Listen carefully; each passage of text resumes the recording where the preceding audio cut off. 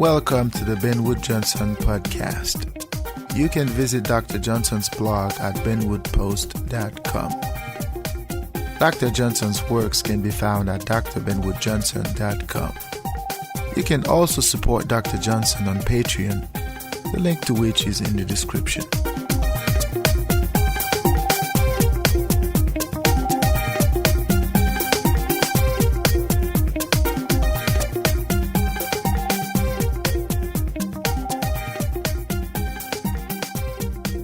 Welcome to the Benwood Johnson podcast. This is Dr. Johnson. Today is October the 8th, 2018, and this is podcast number 19. Today we are going to talk about thoughts. We are going to discuss, albeit briefly, the concept of human thinking. When I say cogito ergo philosophus, the fundamental idea I am trying to articulate is the notion that human beings have the capacity to think. So we are going to talk about the notion of human thinking abilities. But what is a thought? Now, this is a much contested question. There are no definitive answers about this question. Nonetheless, let me take a stab at it here. There are various approaches to the concept of human thinking.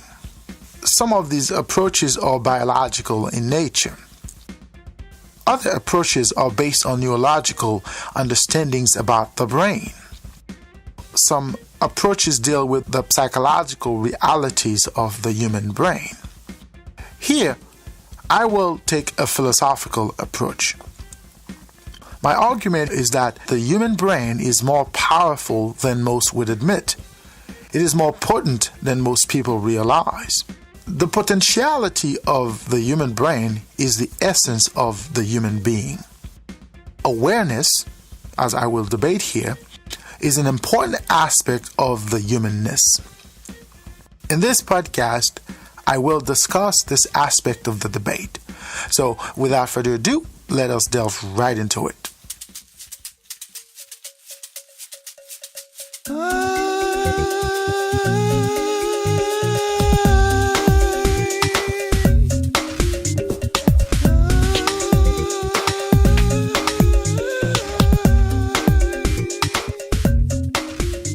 A human thought. What is a thought? I discussed this idea in greater length in several other works. But for now, let us say that a thought is an expression of a mental reflex. A thought is as simple as recognizing an event. It is as simple as acknowledging an entity. It is a tangible state of awareness. So, it is a way of becoming aware of one's beingness in the world, or becoming aware of one's state of being in nature. Now, in laying down this argument, I understand that my contentions might not spell out the true characteristics of human thought producing. That being said, I understand that the previous explanation might seem confusing to some. Many of you might consider it vague. Some of you might even say that it is illogical. Now, I will not delve in this aspect of the debate. Nonetheless, I will say this much. A thought is a conversation. It is a conversation that the person is having with the self.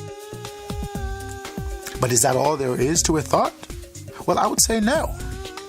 There is more to the act of thinking than a mere psychological state of being in the world.